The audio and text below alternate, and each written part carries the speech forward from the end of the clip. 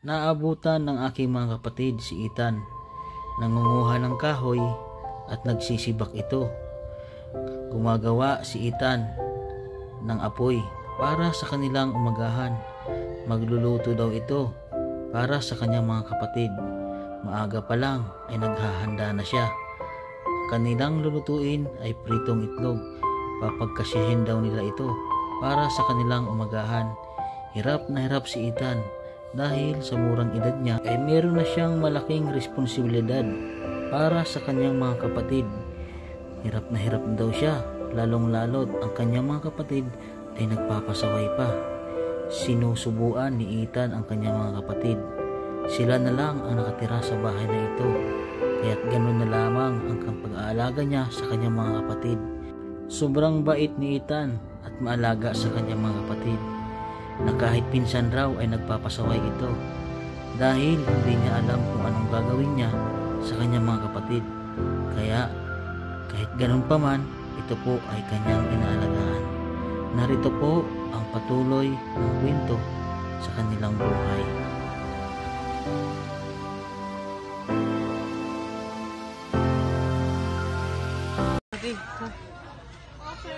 Tao po, pwede pumasok. Hi Ethan, kamusta? Alam po. Pumasok kami. Diyan mo ilagay yung galo. Ako Ethan, pasok kami ha.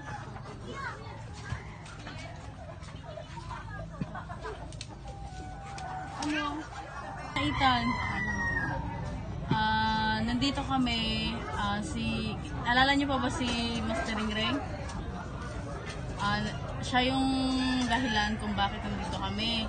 Sabi niya kasi balikan namin kayo dito kasi siya ay nasa malayo. Tapos maraming gustong tumulong sa inyo at magbigay ng tulong. Kuya Ethan, kamusta ang buhay? Kamusta ang ano mo ngayon?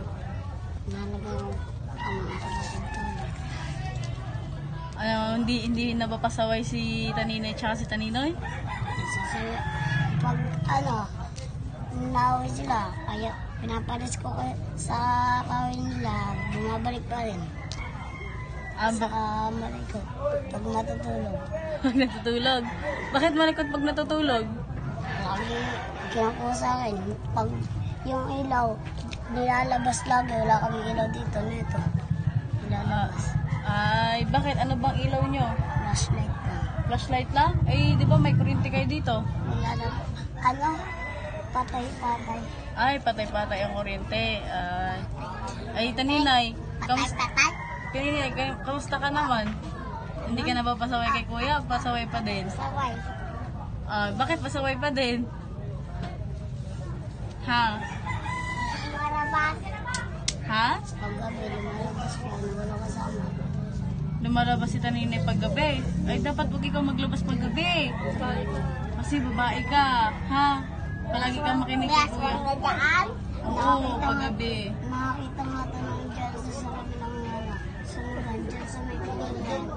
Pag nakatambay ka dyan, parang may umiiyak. Yan. Puno dyan. Dyan sa tangkalan. Alam mo. O, dapat hindi ka na maglabas ng gabi. No? Si Taninoy naman. Taninoy, kamusta ang buhay? Ha? Pasaway pa rin kay kuya? Hindi na pasaway kay kuya? Hindi na naman nagagala pag gabi? Nandito lang lagi yan. So mas mabait ka kaysa kay ate?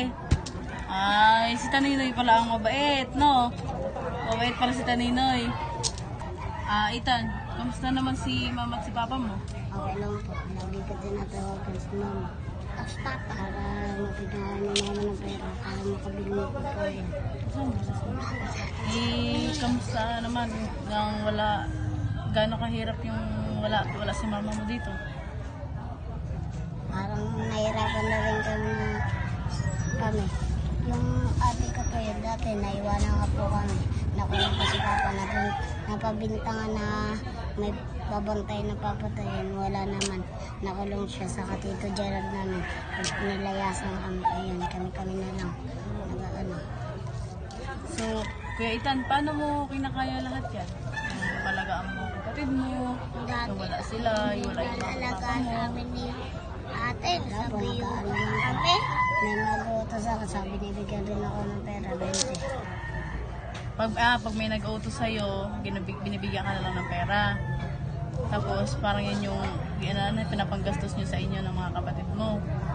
Binibigyan sila ng pera. Ano ba ang nagiging, ano bang yung inspirasyon mo para ano mo ang mga kapatid mo na kaya mo silang gampanan bilang isang kuya? Paano mo sila ginagampanan bilang isang kuya? Napano dito. Pinapatay. Hindi ko sila inaano. Paggabi, pinapakaano ko lang sila.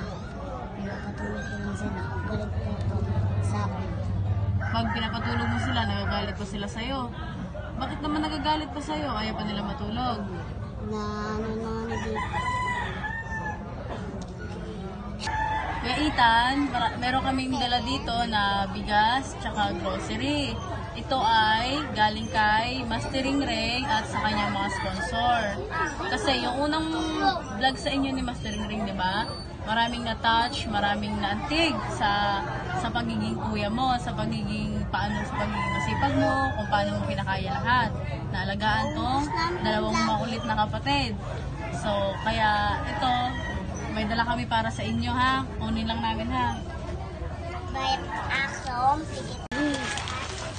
Pita mo na asom, tambo. Ano yun?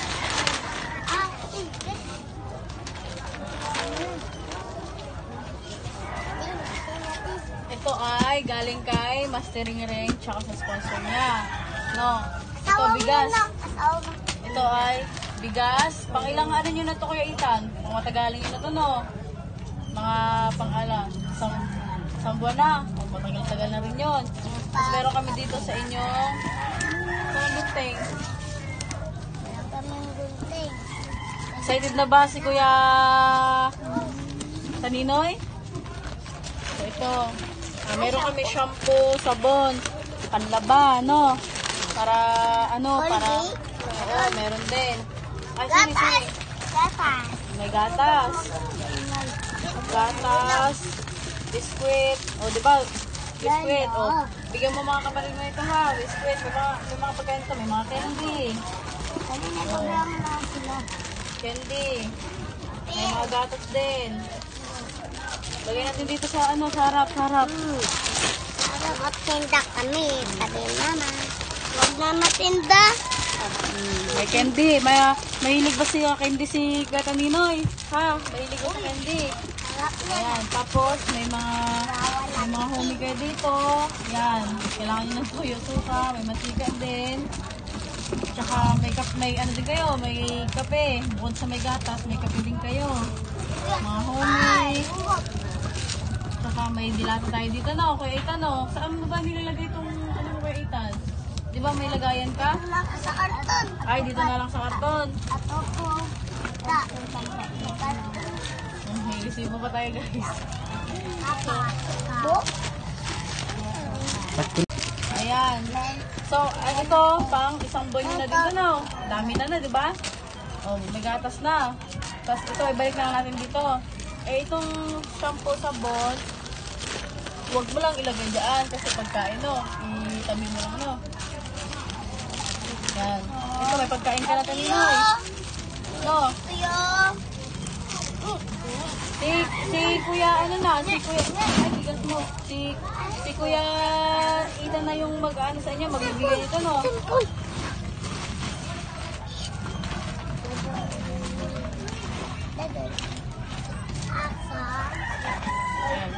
Upo muna tayo dito, upo. Upo ka muna dyan, Kuya Ethan. Anong masasabi mo kay Mastering Ring at sa mga sponsor niya? Maraming salamat po sa nagtutulong sa amin. Saka ang nagbibigay ng pagkain sa amin. Para pagpalain sila ng Diyos. Ayan. Ikaw, Ate Taninay, anong masasabi mo? Ha? Ano sabihin mo? Sasabihin mo,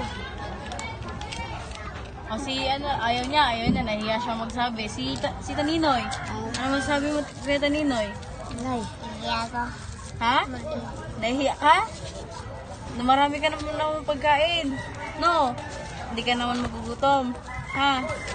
Si Kuya Ethan na yung balang magbigay sa inyo ng pagkain.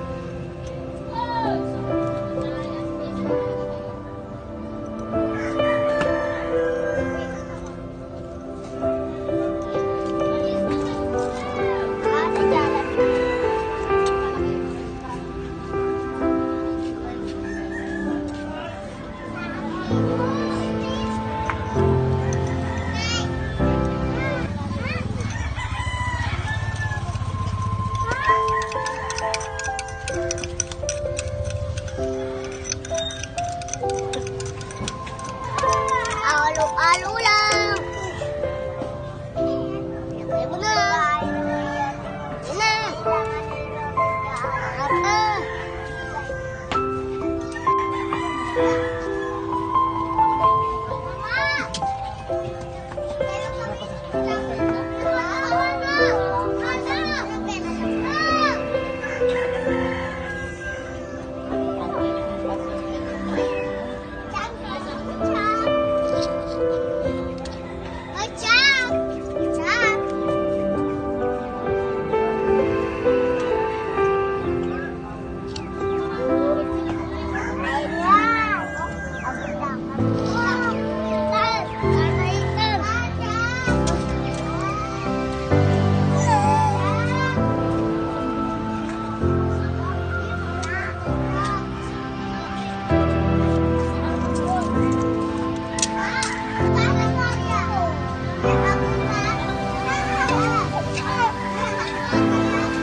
Ganyan ba talaga niluluto mo kay Ethan?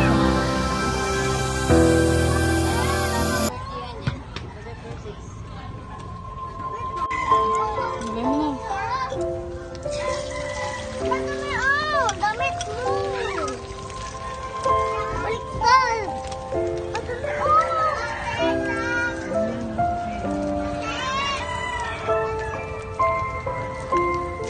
Ayan na, punta ka.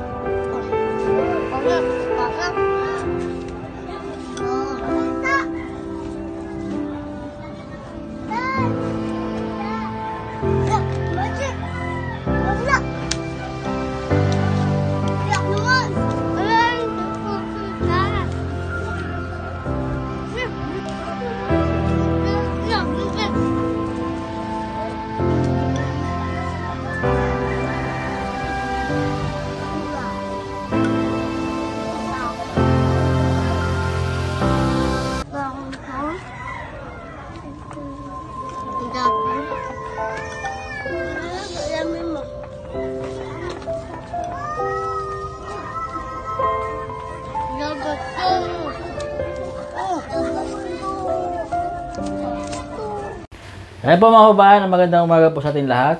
Ito po ay hindi po ito live, ito po ay dugtong ko lang po dun sa vlog po ng aking mga kapatid dahil papasalamatan ko po yung sponsor po na nagbigay po sa kanila. Ito po yung pamilya po ni Ethan. So, pinatulungan ko po sa aking mga kapatid. Sila po yung pinablog ko pa dun sa Mindoro dahil hindi po tayo agad makabalik po dun dahil marami po tayong ginagawa dito sa Batangas. Marami po kaming ginagawa po dito nila Sir Paul. Kami po magkasama mo nagbablog dito at yung mga tinutulungan po natin na iba. Ayun, so maraming salamat sa aking mga kapatid na nag-vlog po sa pamilya po ni Ethan. So ito po yung mga bata na iniwan po ng ama't ina. So ito po yung update na napanood niyo po sa video na natapos na. Ayan, at pasalamatan ko lang po si Tita Rowena Rowe. Nagpadala po si ma'am ng 1,788.56. Tapos yung ating kababayan po na sponsor din po natin, nagpadala po siya ng 1,000 pesos po. Bali po ang total po ng ating nalikom ay 2,788.56. So, yung ginawa po namin doon, pinabili po ng isang sakong bigas po yung aking mga kapatid. Tapos the rest po ng natira ay pinabili ko po ng grocery para po sa konsumo nila ngayong buwan na ito. Ayan, maraming salamat po sa inyo, sa ating mga sponsor natin. At sa mga viewers po natin at mga subscriber, sa mga bago pong nag-views at nagsusubscribe po sa ating YouTube channel. Maraming salamat po mga kabayan. At sana lumawag po yung ating channel para mas marami pa tayo matulungan ng ating kabayan. Kunting kimbot na lang po at ma-achieve na natin yung 100,000 subscriber. Ayan, maraming salamat po sa inyo mga kababayan, sa walang sawang nagsusuporta po sa aking munting YouTube channel. At siyempre po sa mga hindi po nag-i-skip ng ads, maraming salamat po sa inyo. At sa mga nag-share po at mga nagla-like, yan, sa mga lahat po, maraming salamat po sa inyo. Ano po mga kabayan, God bless po at magandang umaga sa atin lahat. Mag-ingat po tayo lahat. Mga sponsor natin, kahit saan pong sulok ng mundo o sa Pilipinas, sa mga OFW po natin na nagtatrabaho para po sa pamilya sa Pilipinas, yung mga tumutulong. Ayan po, ingat po kayo palagi mga kabayan. God bless po at magandang umaga sa atin lahat. Bye-bye!